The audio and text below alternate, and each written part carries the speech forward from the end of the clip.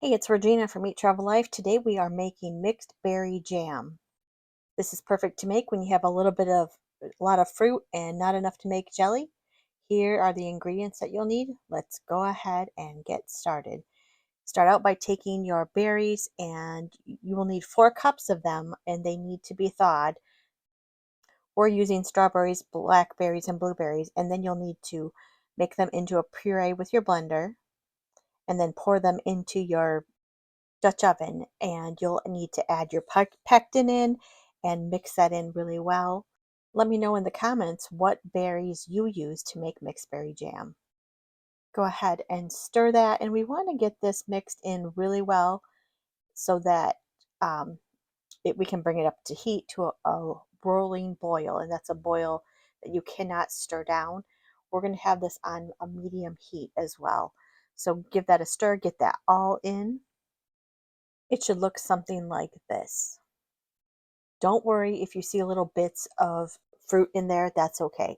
Make sure you've got your sugar prepped and your jars prepped at this point, because things are going to get pretty fast once this comes up to a boil.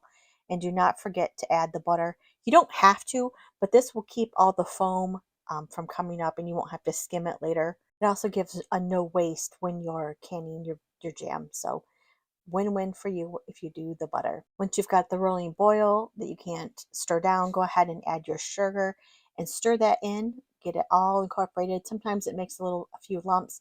Just stir, stir, stir to get all of that in. Make sure you get the edges, the sides of your pan, as well as the bottom. You don't want this to burn because it'll ruin the whole batch. And we want all that jelly to be working for us. This will need to be stirred every so often, and this is going to need to come up to a rolling boil again, which again is a boil that you cannot stir down. Before you even start, I need to mention you need to also get your water bath canner going and get that water hot so that once you're done processing your jam, you can put it right into the water bath canner. Here we are getting up to the rolling boil point, but it is not there yet, almost.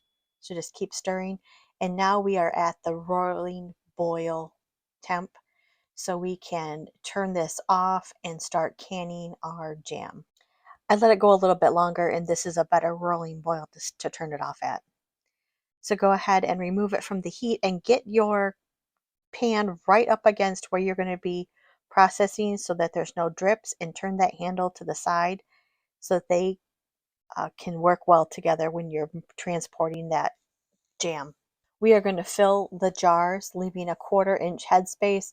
And the 1/4 inch headspace is pretty much the last notch that you see on the jar up at the top. So that's where I'm going to fill to. And if you get a little bit too much, just grab a spoon and you can move that out. I put a little bit too much in that one, but we'll come back to that one. And just continue to fill your jars and use a wet towel. I use paper towel to wipe the rim so that you get a good seal when you put them in the water bath for processing.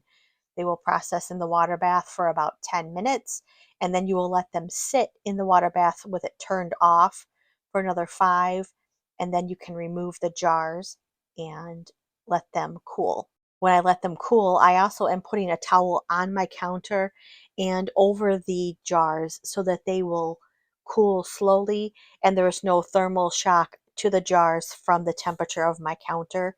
I don't want them to accidentally crack because you worked a lot to get the berries and you've worked a lot to make the jam.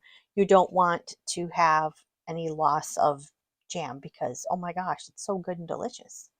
Once the jars are all sealed and hand tightened the uh, lids, go ahead and put them in the water bath, like I said, for 10 minutes and let them sit, and then remove them. And you see I've got a towel down and let them cool. And then once they're cool the next day, because it's 12 to 24 hours for it to cool, you can date, label them, and mark what you have. And oh my gosh, fresh jelly on toast was the best. Let me know in the comments what your favorite type of jam or jelly is. Thanks for watching, and you have a great day.